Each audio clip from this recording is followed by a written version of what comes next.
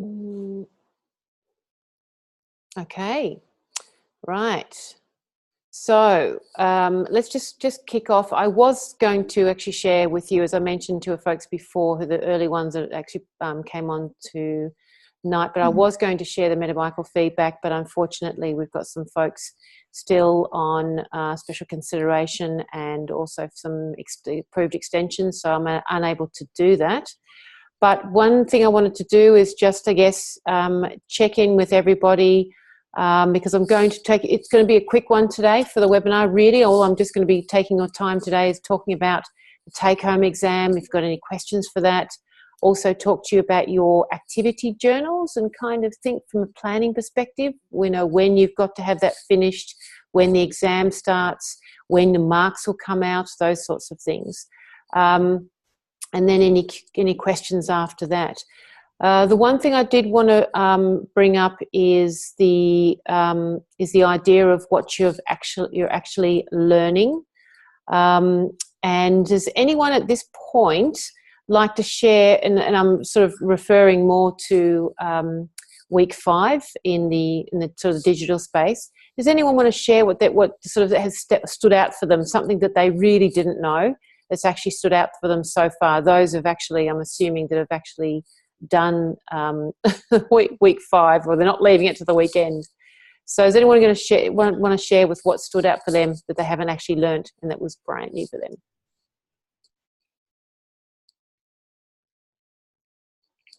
You're silent. Probably for me, the GPR and the TARP and the whole that was quite interesting. That was something that I had to sort of get my head around a little bit. So it is tricky as well. It is actually tricky as well to understand it. Yeah. I deal a lot with digital media in my job, so I was quite familiar with that.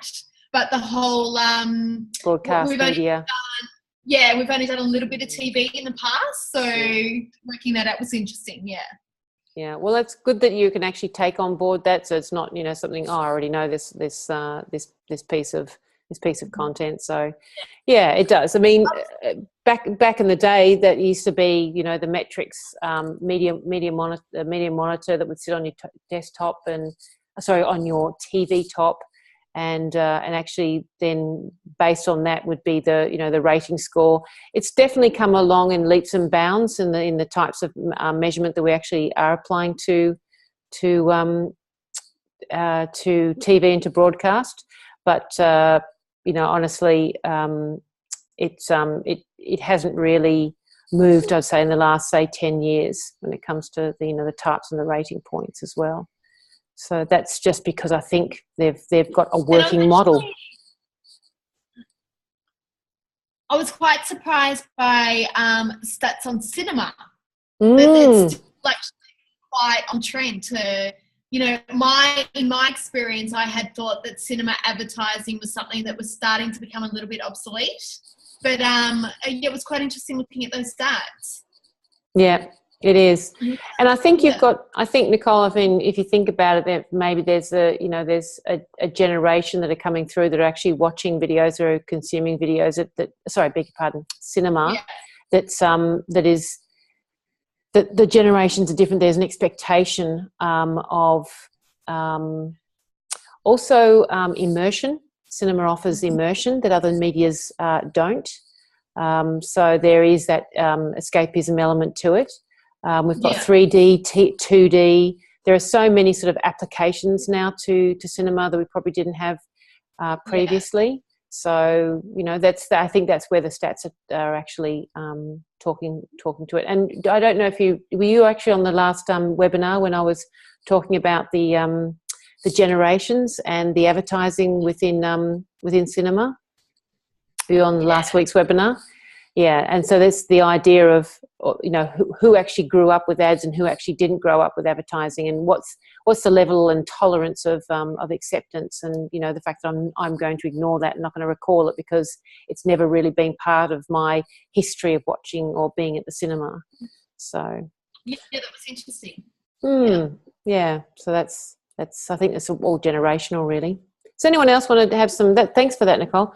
Does anyone else want to do some sharing as to what stood out for them for week 5 in their learning?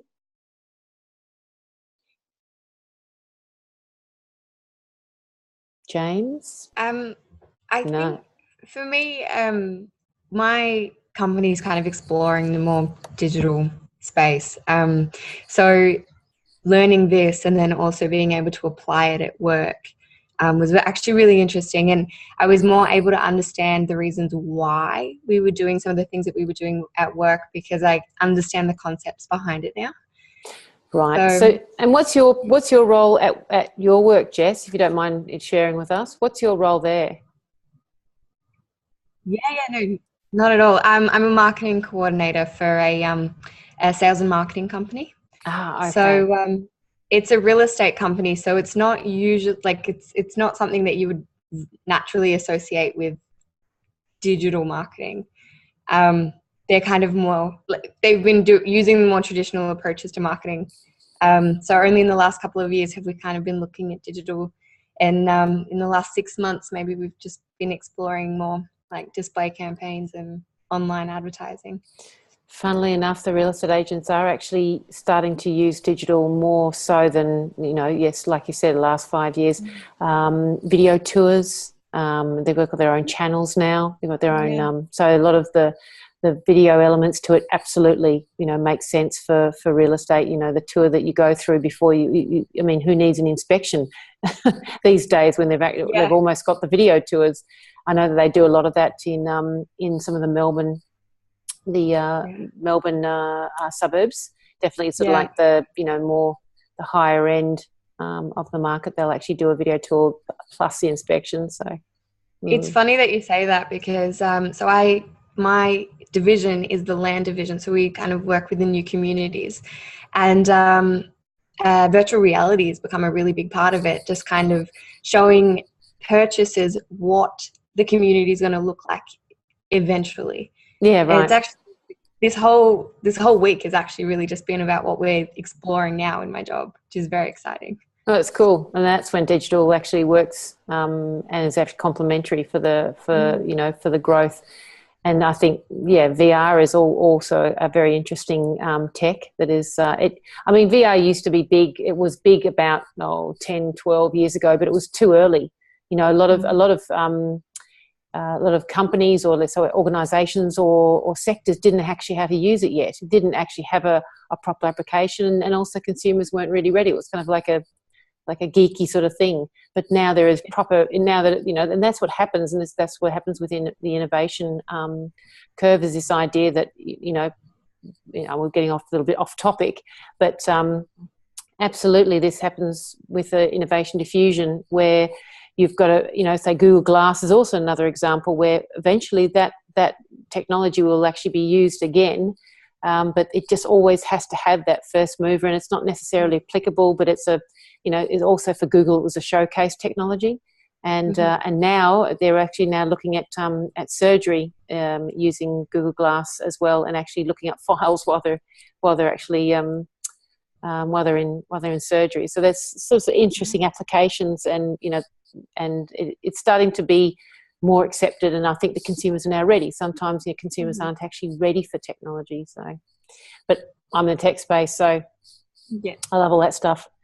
Sorry. Yeah. So does anyone else want to share with us what sort of stood out for them? Christy has her little dog in the background. Anyone else? James, are you still with us? I haven't heard from Mr. James. Yeah, I'm here. Sorry. Yeah. That's okay. That's good.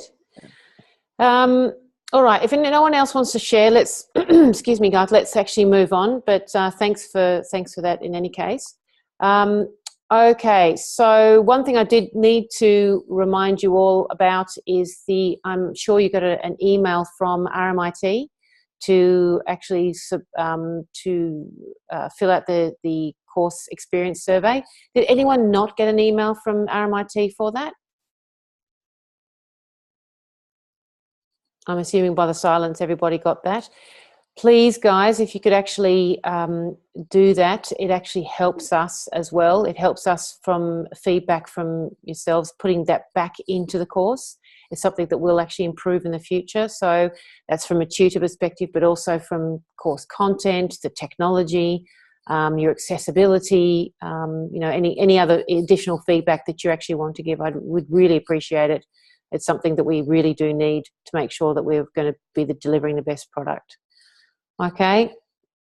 Right. The next side of it. Again, sorry guys, I couldn't share today with you the MetaBicycle group feedback, but as I mentioned to you before, if you weren't on the call earlier, thus far I'm about halfway through, and I haven't done any fails. There's no fails at the moment, which is excellent. I think people have taken on the hints, those hints on board. I did see a bit of things that I can share. I did see, quite a bit of spelling errors and proofreading sort of kind of not done. And I think a few people did it in a bit of a rush, and I kind of really appreciate that. But at the same time, it is a professional piece of work, and that wouldn't happen in a work environment. So just to kind of, if you actually are marked down slightly, it's because of that, but you will be getting general feedback. As I'm going to keep marking it, and then the final consideration ends on Sunday night. So you'll actually get the group feedback now posted to the group discussion board on June the 19th. They'll give you feedback for the actual MetaBicycle case. So once your mark is going to be published, and we'll talk about that in a second, you do have the opportunity to ask for specific feedback on your executive summary. If you think, okay, that's great and everything, I'm great, I've got an HD, whatever it is, but I'd still like to have some information about how I did. So you need to email me specifically about that, because then I've got to respond and make sure that you have got your specific feedback as opposed to the general. Okay, any questions on that, guys? Okay. Right. Take-home exam. Everyone excited by that? Jess is yawning. So, of course, guys, this is worth 50%. I would say, in comparison to what I guess we've all done in our previous lives, this is a luxury. It is a take-home exam. You've got a few days to do it. According to the unit coordinator, it should take between 3 to 4 hours to complete. He doesn't believe it should really take you any longer than that. That really comes down to how much you actually want to put into your exam. It naturally relates to the content and the concepts you've actually adopted and gone through over the last 6 weeks. We'll actually do a wrap-up on the webinar for week 6 ahead of your exam. That's next week. So I'll do a wrap-up and give you guys an idea of sort of areas to focus on when it comes to your content and concepts. Hopefully little hints in there. It's like a case study, like you've actually done with MetaBicycle. There's about 4 or 5 questions about the case that you actually need to answer. In doing so, you're still applying again the content and the concepts and the tools that you've actually learned along the way over the last 6 weeks. You can now, and the 2 of us as tutors have actually twisted our friend Con's arm in order to give you access much earlier than he originally had it. Was at midnight on Sunday. He moved back to 5, and we've actually asked him to move it back to Sunday morning on June 18th at 9 o'clock in the morning.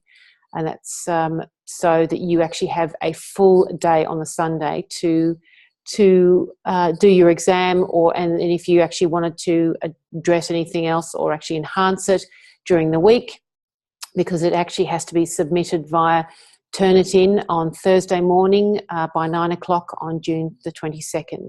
So you do have a few days to enhance it.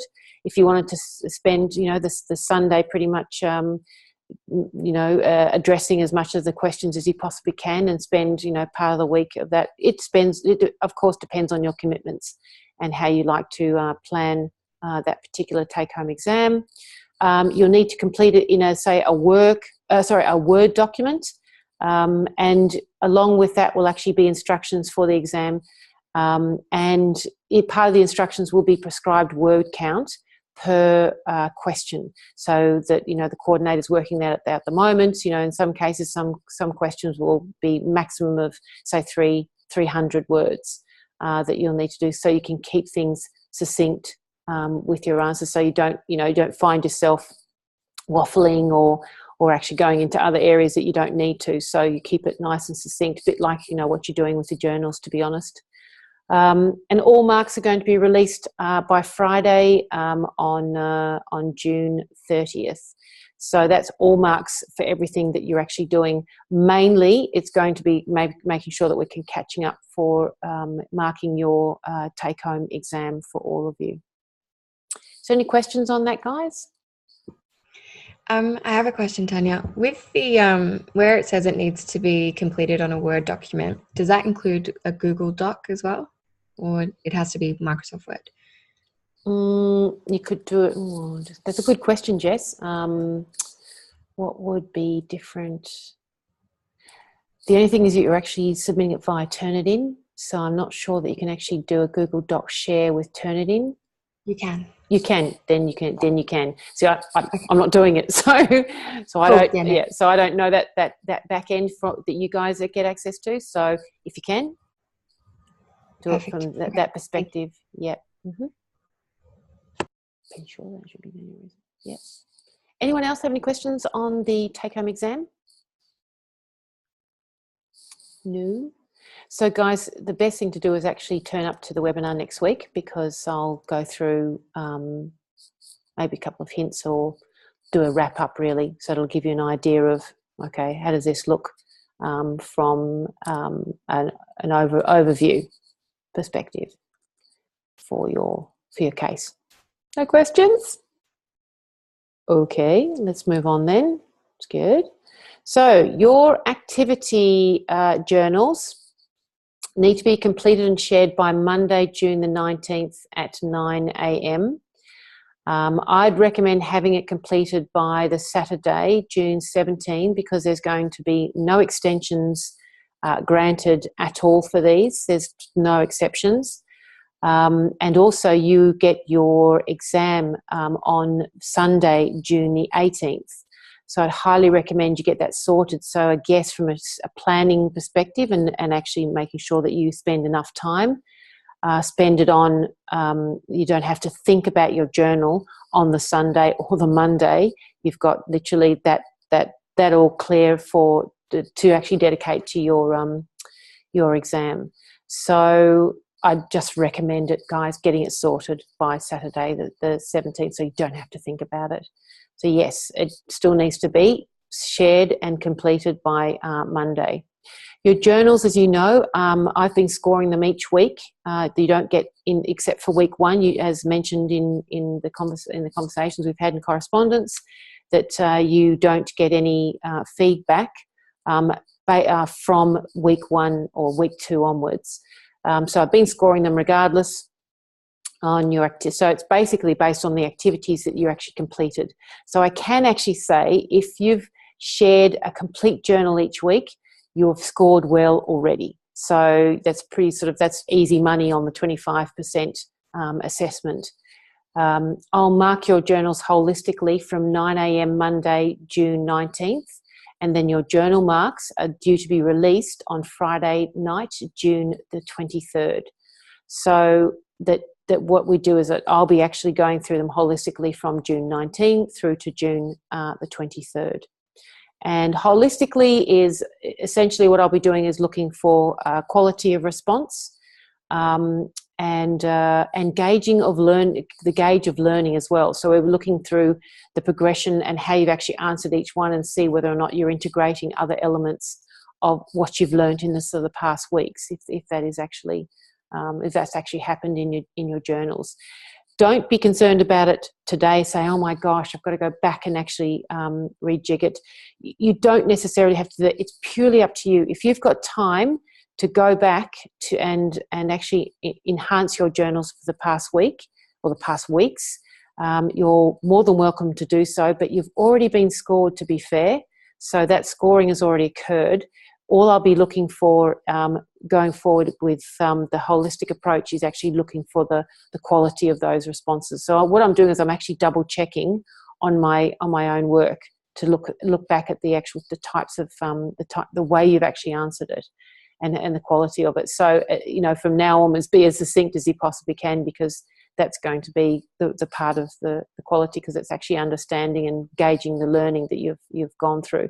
So if you answer succinct, you've got it. You've got the idea of the concept. And again, I'd always try to I'd suggest to try and avoid the waffle, especially in your journals. You just don't have time.